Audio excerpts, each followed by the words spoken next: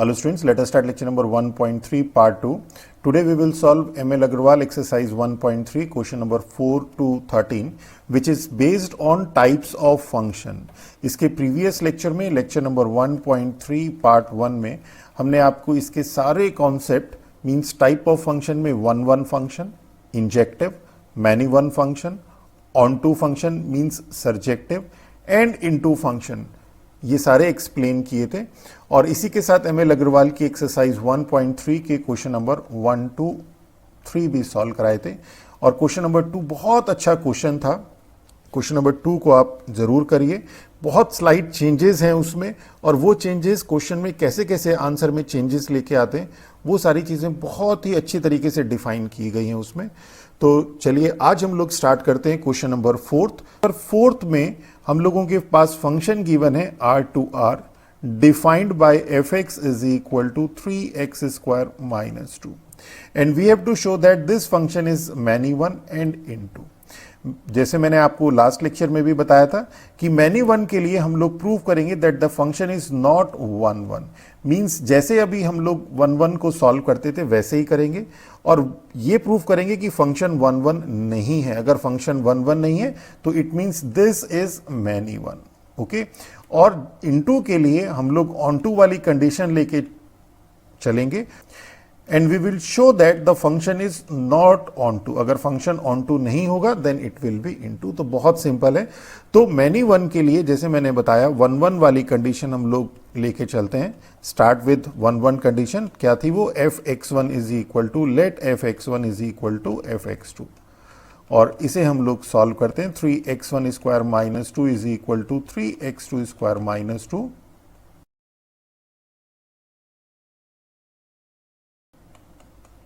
तो x1 minus x2 is equal to 0 and x1 plus x2 is equal to 0. This implies x1 is equal to x2 or x1 is equal to minus x2 for all x1 x2 belongs to R.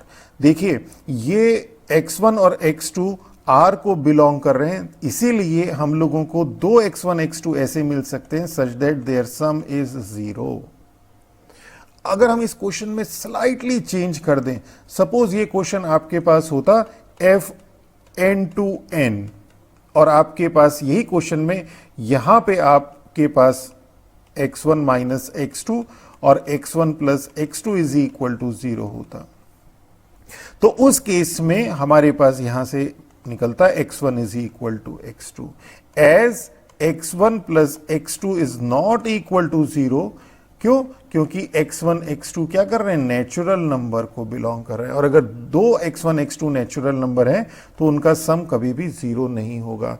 तो इन दो term का product 0 है, इसमें से कोई एक 0 होना जरूरी है। x1 प्लस x2 0 हो नहीं सकता, x1 माइनस x2 0 होगा, means x1 is equal to x2 होगा and this implies f is 1 और इट मींस फंक्शन क्या होता, 1 हो जाता।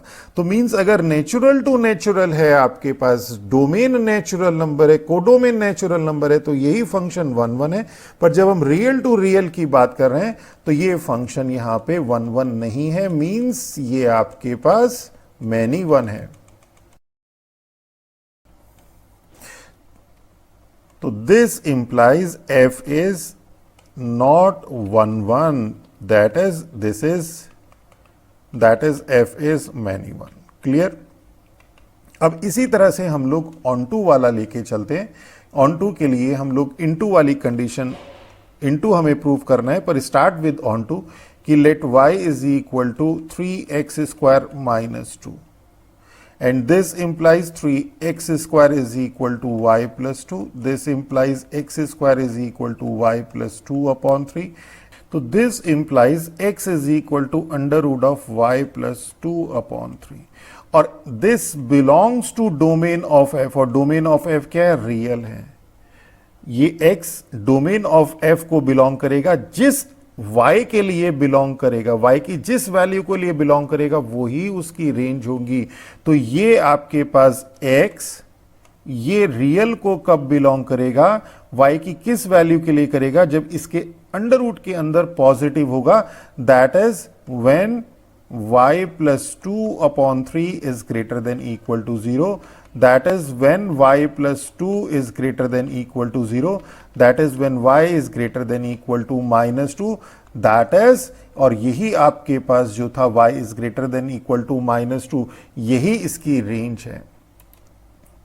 तो this implies range of f is -2 to infinity, interval की फॉर्म में लिख दिया। एंड वी नो, हम लोगों को कोड डोमेन इसका पता है कि कोड डोमेन क्या है हमारे पास, कोड डोमेन है हमारे पास R, f R to R था। तो this implies range of f is not equal to codomain, this implies function is not onto, it means f is into. तो कितना सिंपल और कितना easy है। चलिए नेक्स्ट देखते हैं। तो क्वेश्चन नंबर 5 देखते हैं कि हमारे पास सेट ए गिवन है, सेट बी गिवन है एंड फंक्शन हमारे पास गिवन है from A to B. Show that F is 1 1 but not onto. तो अगर आप इसे विजुलाइज करें, देखिए कुछ कुछ को बीच में आप विजुलाइज करने के लिए इसका एरो डायग्राम भी बना लीजिए। तो यहां पे आपके पास है 1 2 3 and there it is 4 5 6 7, 1 map है 4 से, 2 मैप है 5 से एंड 3 मैप है 6 से। तो देखिए क्लियर हो रहा है कि दिस फंक्शन इज 1 1 1 1 के लिए क्या हो रहा है, यहाँ पे हर एलिमेंट जो है अपनी सिंगल इमेज दे रहा है। And the function is not onto, क्योंकि यहाँ पे आपके पास 7 ऐसा है जिसकी कोई भी प्री इमेज नहीं है। देखिए करने को तो हम लोग इसे मैथमेटिकल भी कर सकते थे, बट इस तरह से करने से हम लोगों के माइंड में एक पिक्चर ड्रॉ हो जाती है और हम लोगों को क्लियर हो जाता है कि फंक्शन 1 1 के लिए, ऑन टू के लिए किस तरह से प्रूव होता है। तो अब अगर हम यहाँ पे देखें तो here domain of F is 1 2 3, codomain is B, that is 4 5 6 7, and range of F means second element 4 5 6. Okay, clearly every element of A have single different image.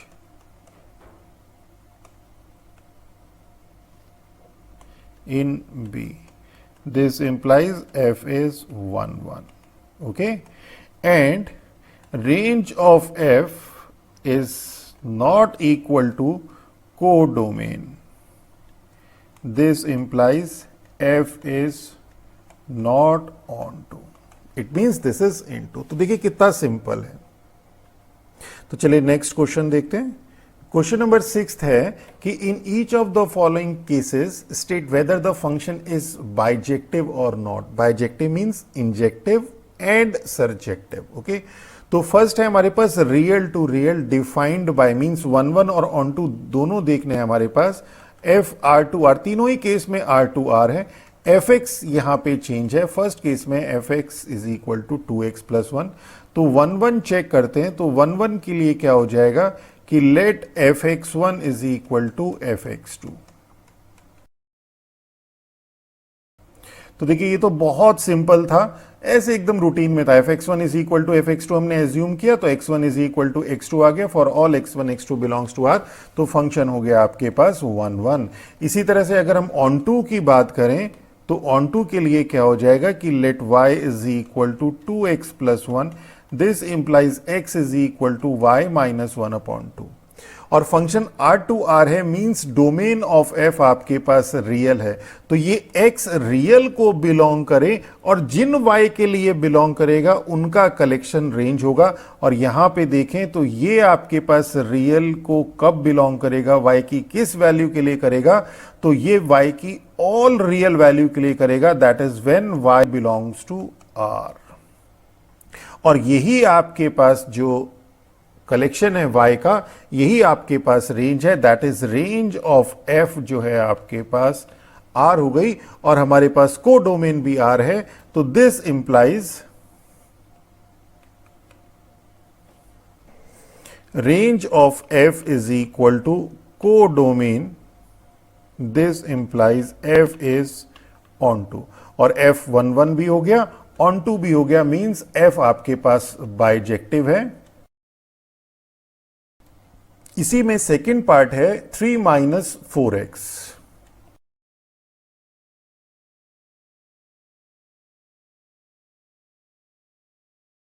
तो बहुत सिंपल है, देखिए fx1 is equal to fx2, 3 minus 4x1 is equal to 3 minus 4x2, this implies x1 is equal to x2 for all x1 x2 belongs to R, this implies function is 1 1। और यहाँ पे अगर हम लोग on to की बात करें तो ऑन टू के लिए भी सेम, तो let y is equal to 3 minus 4x, this implies x is equal to 3 minus y upon 4। अब हमारे पास हमें रेंज निकालनी है, तो रेंज y की वो वैल्यूज हैं जिसके लिए ये x डोमेन को बिलोंग करे, और डोमेन हमारे पास R है, तो इट मींस ये x R को बिलोंग करेगा। y की जिस वैल्यू के लिए उनका कलेक्शन रेंज होगा। और अगर हम यहां पे अपने परसेप्शन से देखें तो यहां पे y की ऑल रियल वैल्यू के लिए ये x रियल दे रहा है for all y belongs to R। देखिए आप यहां पे y की कोई सी भी रियल वैल्यू रख दीजिए, ये आपको कंप्लीट जो है रियल ही मिलेगा। ओके, तो इसलिए for all y belongs to R, और ये जो आपके पास y बिलोंग्स टू R है, यही आपको रेंज रिफ्लेक्ट कर रहा है। This implies range of f is equal to R, और को डोमेन भी हमारे पास R है, तो this implies range of f is equal to codomain, and this implies f is onto.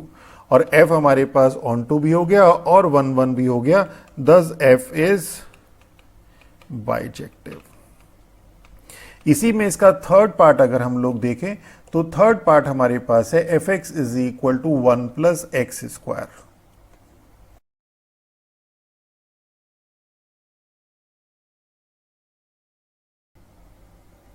तो यहां पे देखिए आपके पास जो डोमेन ऑफ f है वो R को बिलोंग कर रहे हैं, तो इन दो टर्म का प्रोडक्ट जीरो है। इट मींस या तो ये जीरो होगा फर्स्ट, या ये जीरो होगा, या दोनों जीरो होंगे। अगर आपके पास फर्स्ट जीरो होता है means x1 minus x2 zero होता है, तो x1 is equal to x2 होगा। और अगर सेकंड जीरो होता है, x1 प्लस x2 जीरो होता है, तो x1 is equal to minus x2 होगा। और रियल के लिए x1 is equal to minus x2 भी हो सकता है, मींस एक नंबर 2 और एक नंबर -2 भी हो सकता है। अगर नेचुरल होता तो ये वाली कंडीशन, नेचुरल टू नेचुरल होता तो ये वाली कंडीशन आपकी सेटिस्फाई नहीं होती। ओके, तो this implies f is not 1 1। यहां पे आपके पास क्या है, f 1 1 नहीं है। तो अगर 1 1 नहीं है तो बाइजेक्टिव भी नहीं होगा ये आपके पास, क्योंकि बाइजेक्टिव होने के लिए 1 1 और ऑन टू दोनों होना जरूरी है। तो ऑन टू आप निकालें या ना निकालें, it is totally up to you, क्योंकि क्वेश्चन में देखिए, क्वेश्चन में आपसे 1 1 या ऑन टू नहीं पूछा उसने, कि आपसे पूछा कि फंक्शन इज बाइजेक्टिव और नॉट। और फंक्शन बाइजेक्टिव तब होता है जब आपके पास 1 1 हो और ऑन टू हो, और यहां पे आपके पास 1 1 नहीं है, इट मींस ऑन टू हमें चेक करने की जरूरत नहीं है। पर अगर आप चेक करना चाहें तो कर सकते हैं, इससे हमारी जस्ट एक प्रैक्टिस हो जाएगी। तो ऑन टू के लिए अगर हम लोग कहें तो let y is equal to 1 plus x square, this implies x is equal to under root of y minus 1। Okay, अब आपके पास y की वो वैल्यू जिसके लिए ये टर्म मींस x डोमेन को बिलोंग करे, मींस ये R को बिलोंग करे, वही y का कलेक्शन रेंज होगा। तो यहां पे y की ऐसी कौन सी वैल्यू मिलेगी जिसके लिए x डोमेन को बिलोंग करे, तो y की वैल्यू ऐसी होनी चाहिए कि अंडर रूट के अंदर नेगेटिव नहीं होना चाहिए, for all y minus 1 greater than equal to 0 होना चाहिए। दैट इज y आपका ग्रेटर देन इक्वल टू 1 होना चाहिए, और यही टर्म आपको रेंज देती है। तो range of f is 1 to infinity, और को डोमेन आपके पास R है, और range of f 1 to infinity है। This implies range of f is not equal to codomain, this implies function is not on to। हालांकि ये हम लोगों को करने की जरूरत नहीं थी, क्योंकि not 1 1 से ही ये not बाइजेक्टिव आ गया। this implies function is not bijective। Question number 7 देखते हैं। क्वेश्चन नंबर 7 में है f(x) is equal to x raise to the power 4, और f है हमारे पास R2 R। Neither 1 1 nor onto हमें प्रूव करना है। देखिए मैंने आपको बताया बीच बीच में आप इस एरो डायग्राम से भी देख लीजिए, यहाँ पे x, इसकी image x raise to the power 4, यहाँ पे रियल, यहाँ पे भी रियल, मीन्स यहाँ पे आपने -3, -2, -1, 0, 1, 2, 3 ये तो इंटीजर्स लिए, इसके अलावा रैशनल इरेशनल भी होंगे, बट अब इसी से काम चला लेते। -3 की इमेज आपके पास हो गई 81, 3 की इमेज भी 81, 2 की इमेज 16, -2 की इमेज 16, 2 की भी इमेज 16, -1 की इमेज 1 और 1 की इमेज भी 1, 0 की इमेज 0। अब अगर आप यहाँ पे ध्यान से देखें तो 1 और 16 के बीच में 2, 3, 4, 5 ये सब ऐसे हैं जिनकी कोई प्री इमेज नहीं है। तो इट मीन्स फंक्शन जो आपके पास रेंज है, range of F is not equal to codomain. Codomain तो यहाँ पे आपको साफ दिखाई दे रहा है आ रहा है, और रेंज ऑफ एफ आपको पता चल रहा है कि 1, 16, 81 इस तरह से है, तो बीच के कई एलिमेंट ऐसे हैं जिनकी कोई प्री इमेज नहीं है। इट मीन्स वो कोडोमेन में तो है पर रेंज का पार्ट नहीं है। तो ये यहाँ से भी विजुलाइज भी हमें हो रहा है। और अब हम लोग इसको मैथमेटिकली सॉल्व करते हैं। तो 1, 1 की अगर हम बात करें तो late fx1 is equal to fx2 जैसे लेके चले थे। देखिए नाइदर 1, 1 नॉर ऑन टू बहुत आसान भी होता है कि जब भी हमें नॉट वाला केस करना होता है तो हम एक एग्जाम्पल से भी इसे सॉल्व कर सकते हैं। तो अगर हमें कुछ पता चल जाए कि ये फंक्शन कोई एक पर्टिकुलर एग्जाम्पल पे ये कंडीशन सेटिस्फाई नहीं हो रही तो हम कह देंगे the function is not 1, 1। Okay, तो आप इसे एग्जाम्पल से भी लेके चल सकते हैं। जैसे आप लेके चल सकते हैं कि f1 इज इक्वल टू, अगर आप ध्यान दें 1, और f-1 भी आपके पास 1 है, मीन्स 1 और -1 दोनों की इमेज आपने देखा ना, यहाँ पे अभी हमने बताया 1 और -1 दोनों की इमेज आपके पास 1 है। तो it means the function is not 1, 1। आप इसे यहाँ से भी कर सकते हैं, अदरवाइज हमने आपको जनरल मैथड सबके लिए बताया कि दिस इंप्लाइज। अब देखिए आपके पास x1 और x2 रियल हैं तो क्या क्या हो सकता है। तो दिस इंप्लाइज, क्योंकि x1 x2 रियल है तो ये टर्म 0 हो सकती है, मींस x1 x2 हो सकता है। ये टर्म भी 0 हो सकती है, means x1 is equal to -x2 मिल सकता है।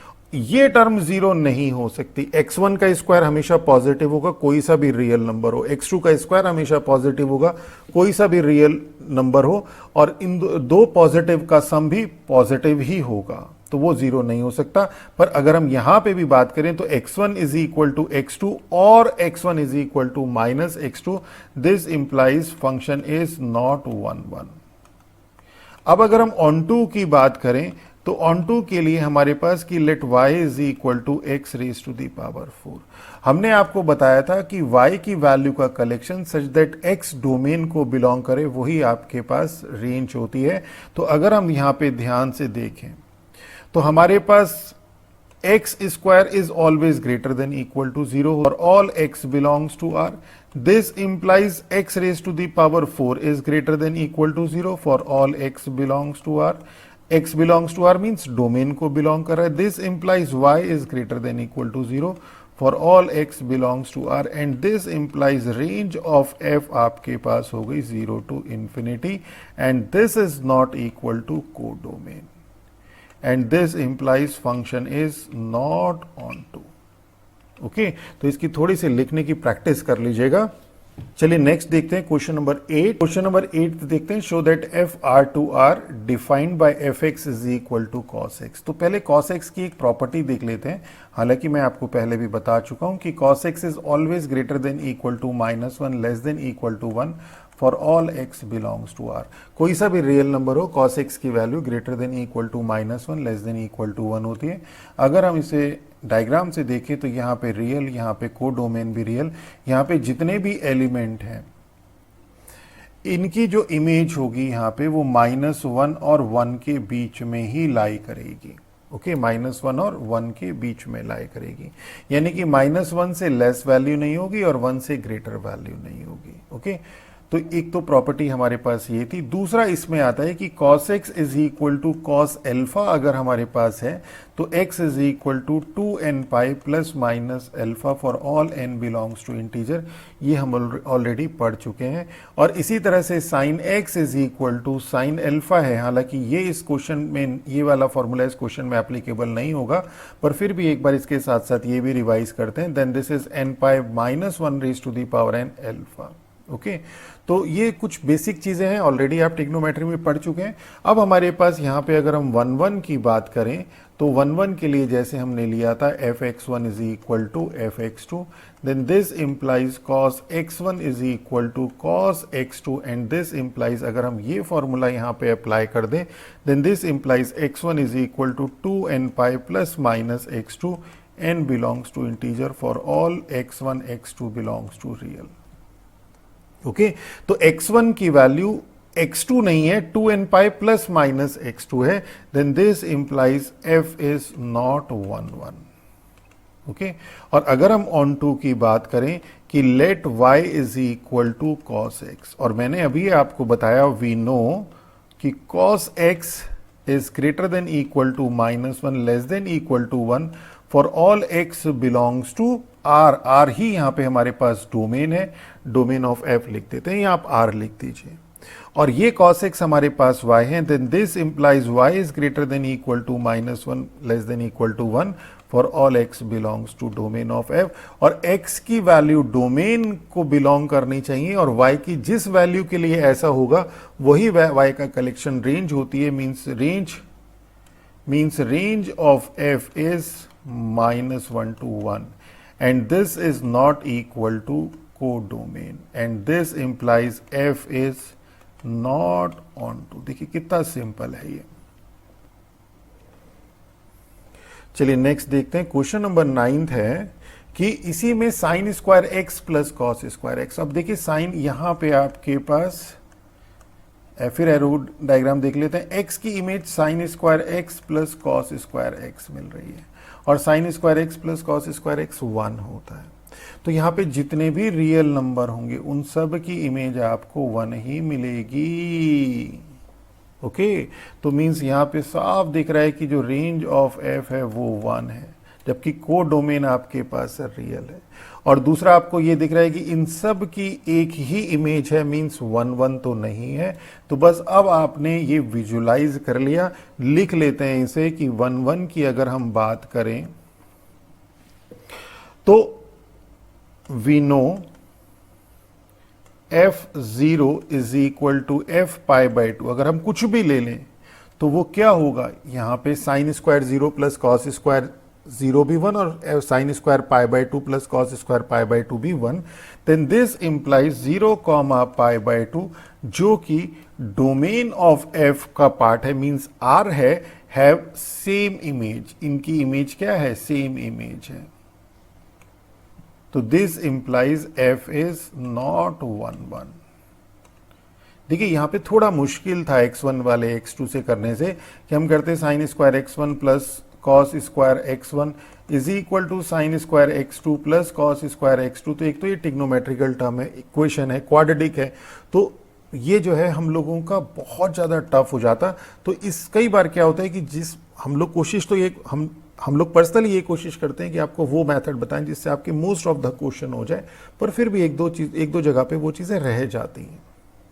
ओके तो एक मेथड बताने का रीज़न ये भी रहता है कि वो आपको कन्वीनियंट फील कराए। तो यहां पे थोड़ा सा हम लोगों को डिफरेंट हट के एग्जाम्पल लेके चलना है। तो यहां पे f इज नॉट 1 1, और अगर हम ऑन टू की बात करें तो ऑन टू में भी बड़ा क्लियर है कि let y is equal to sine square x plus cos square x. We know इसे तो हम ऐसे ही करते थे, sine square x plus cos square x is equal to 1 for all x belongs to r। This implies ये y है, y is equal to 1 for all x belongs to r, और यही y इज इक्वल टू 1 इनका collection जो है वो range है, means range of f is set जिसके अंदर सिंपल 1 एलिमेंट है, और ये को डोमेन के बराबर नहीं है। This implies f is not onto. Okay चलिए नेक्स्ट देखते हैं, क्वेश्चन नंबर 10 है कि the function i to i integer to integer f(x) is equal to x square plus x is neither 1 1 nor onto. तो अगर हम इसमें 1 1 की बात करें तो क्या होगा कि late f(x1) is equal to f(x2)। इसे थोड़ा सॉल्व कर लीजिए।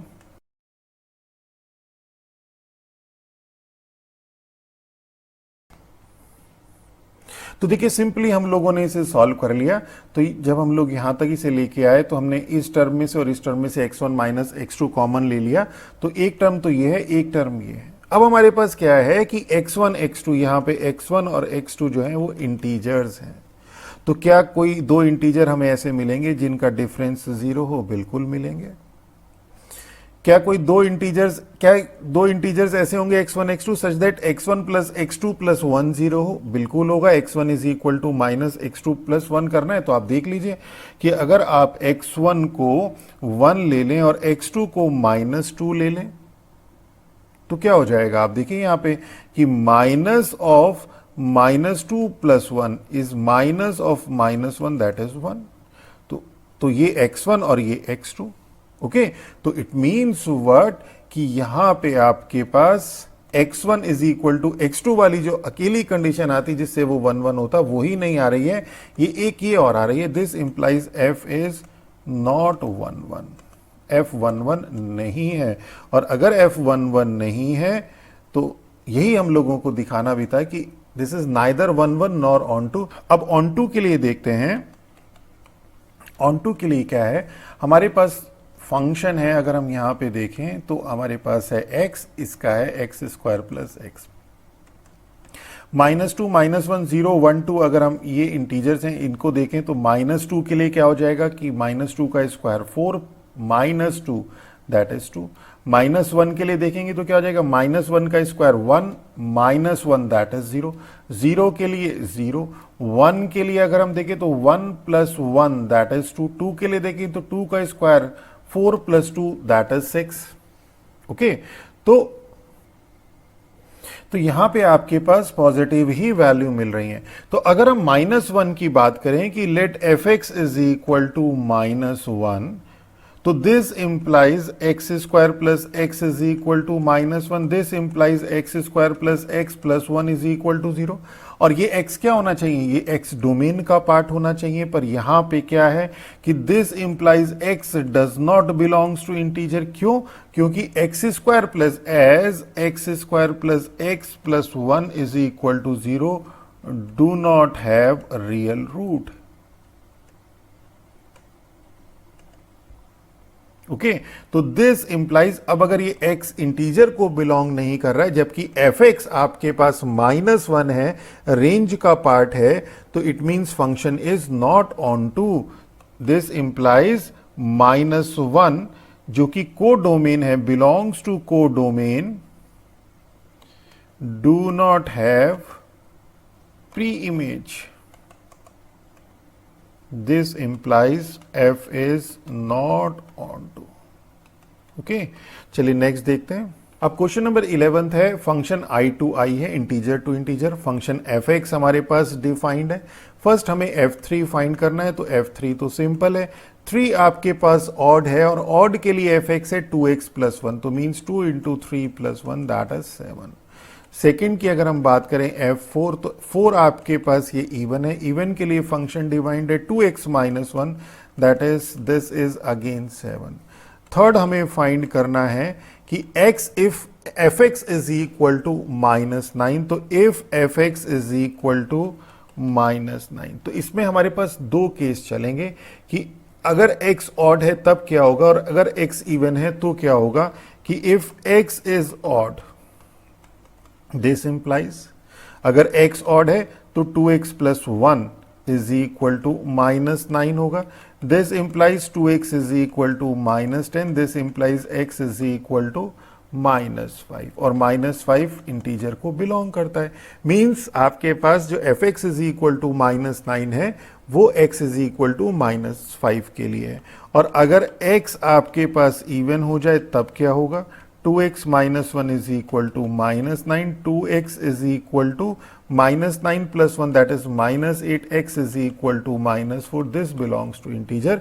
इट मींस x की दो वैल्यू हैं आपके पास, यहां पे -4 और -5, जिनकी इमेज यहां पे आपको क्या मिल रही है? -9 मिल रही है। ओके, तो दिस इंप्लाइज दस x इज इक्वल टू -4 और -5।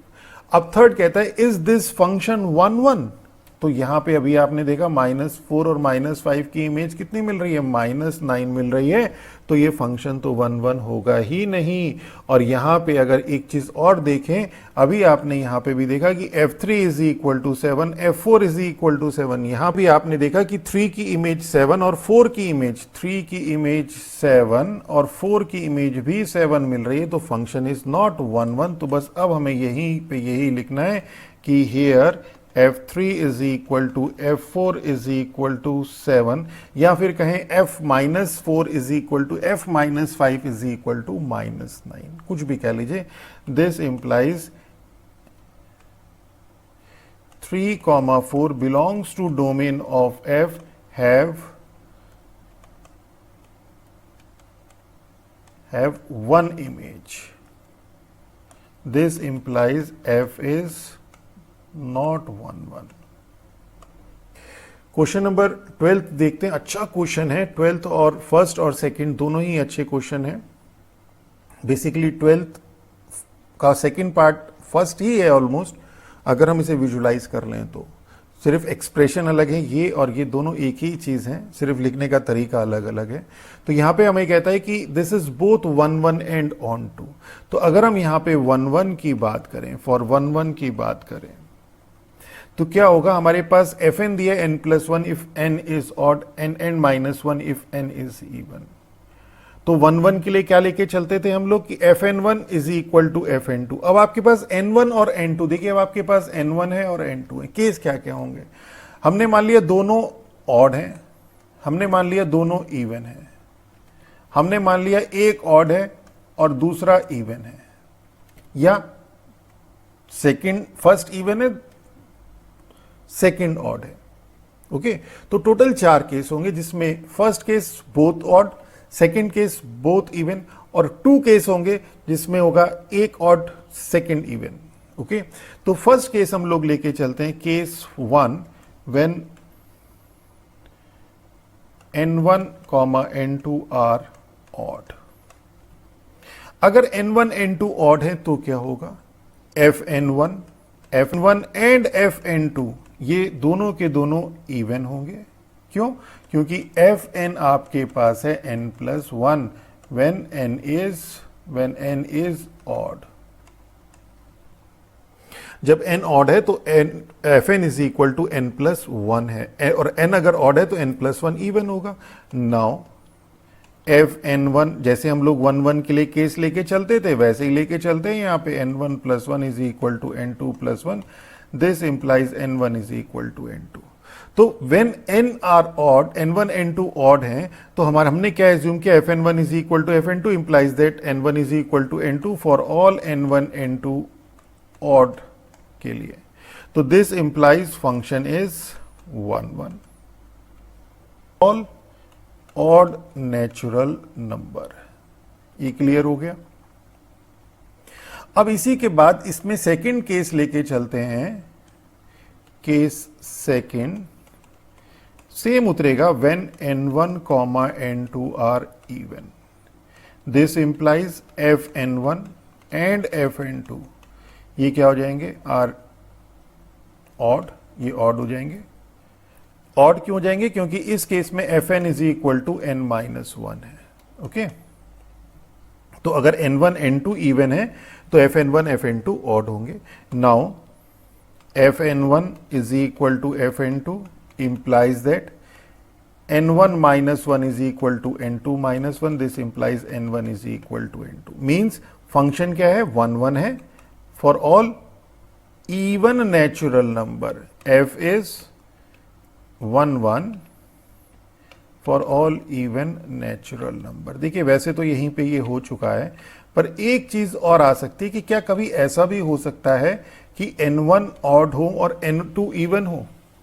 तो अगर हम इस केस को समझने की कोशिश करें कि केस थर्ड क्या है, कि if n1 is even and n2 is odd, मान लिया हो गया, तो क्या हो जाएगा, दिस इंप्लाइज n1 इवन था तो fn1 ऑड हो जाएगा, इज ऑड, एंड fn2 ये क्या हो जाएगा, ये इवन हो जाएगा।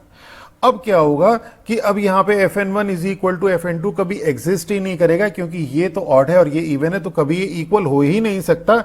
It means this implies there does not exist any case for which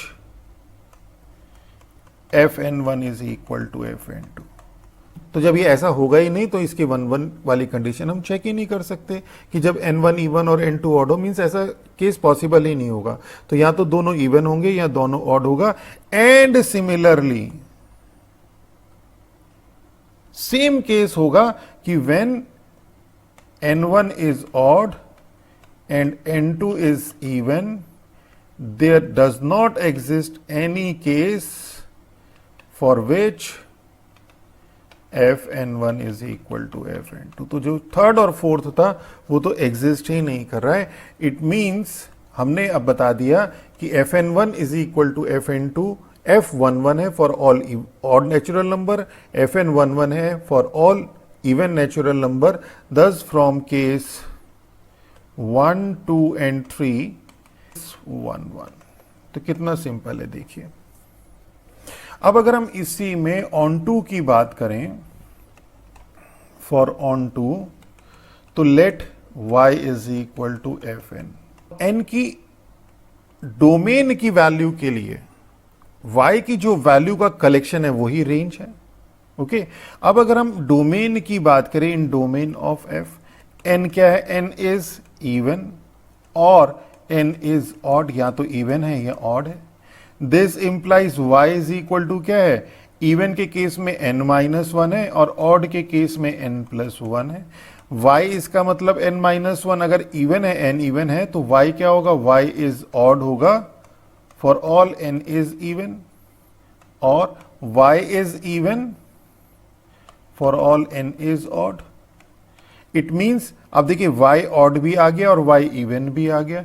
this implies y belongs to n for all x belongs to domain of f. This implies range of f जो है वो आपके पास natural number हो गए और यही आपके पास को डोमेन है. This implies f is on to. Okay अब अगर हम इसके सेकेंड पार्ट की बात करें तो इसका जो सेकेंड पार्ट है वो इसी के सिमिलर है. इस सेकेंड पार्ट की अगर हम लोग बात करें तो आप अगर इसको ध्यान से देखें, fn is equal to n-1 raise to the power n. तो इसी को हम लोग लिख सकते हैं कि अगर n ऑड है तो क्या होगा? -1 raise to the power odd -1 हो जाएगा. ये -1 और n -1 मीन्स n+1 हो जाएगा.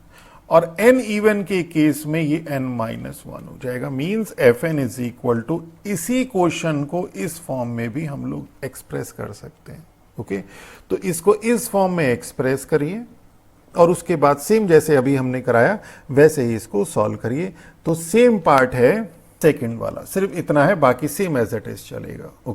तो क्वेश्चन नंबर 13 देखते हैं कि find the number of all 1-1 function from the set this to this. तो देखिए जब हम लोग आगे की क्वेश्चन करेंगे, क्वेश्चन नंबर 23 टू 29, उससे पहले हम आपको सारे कॉन्सेप्ट क्लियर कराएंगे कि नंबर ऑफ फंक्शंस कितने होते हैं, 1-1 कितने होते हैं, ऑन टू कितने होते हैं और कैसे होते हैं, क्यों होते हैं, वो भी कॉन्सेप्ट क्लियर करेंगे. फॉर्मूला सिर्फ फॉर्मूला लर्न करने के लिए नहीं कहेंगे. तो फिलहाल अभी और वैसे लर्न आपको अल्टीमेटली फॉर्मूला ही है, बट थोड़े कॉन्सेप्ट क्लियर कराएंगे, उससे फॉर्मूला लर्न करना आपको आसान होता है. और कई बार ऐसा भी हो सकता है कि आपको फॉर्मूला याद ना आए, तो आप कॉन्सेप्ट अगर क्लियर पता है आपको तो आप उसको फाइंड आउट कर सकें. तो वो सारी चीजें आपको क्लियर करेंगे. फिलहाल अगर हम इसके फॉर्मूले की बात करें कि नंबर ऑफ 1-1 फंक्शन कितने होते हैं f from a to b, कि अगर कार्डिनलिटी ऑफ a आपके पास m है, कार्डिनलिटी ऑफ b आपके पास n है, मींस यहां पे आपके पास m एलिमेंट है, यहां आपके पास n एलिमेंट है. तो नंबर ऑफ 1-1 फंक्शन आपके पास होते हैं npm होते हैं if m is less than equal to n, और 0 if m is greater than n. Okay कि अगर आपके पास यहां पे जो इसकी cardinality means number of element है लेस देन इक्वल टू इसके नंबर ऑफ एलिमेंट हो, तो आपके पास number of one one function होंगे एनपीएम, और कैसे होंगे, क्यों होंगे, ये भी आपको डिटेल में बताएंगे। तो यहां पे अगर आप इसे ध्यान से देखें तो n of a is equal to 4 है, और f जो है from this set a means set a to a है, और सेट a आपके पास 1 2 3 4 है। ओके तो यहां पे अगर हमारे पास कौन सा केस आ गया, यहां पे केस आ गया हमारे पास ये वाला कि m is equal to n। तो m is equal to n के लिए आपके पास जो number of one one function है वो क्या हो जाएगा, npn, that is 4p4 means factorial 4 upon 4 minus 4 factorial, that is factorial 4, that is 24, and this is our answer. तो this is all about our this lecture. अगर हमारा lecture आप लोगों को अच्छा लगा हो तो हमारे चैनल को सब्सक्राइब कीजिए, अपने फ्रेंड्स के साथ शेयर कीजिए। नेक्स्ट लेक्चर में बहुत अच्छा टॉपिक है number of one one function, number of onto function, number of one one onto कितने होते हैं और क्यों होते हैं, बेसिक थिंग इज कि क्यों होते हैं वो भी हम आपको बताएंगे। तो मेरा लेक्चर अगर अच्छा लगा हो तो हमारे चैनल को सब्सक्राइब कीजिए, अपने फ्रेंड्स के साथ शेयर कीजिए। With that all, thank you.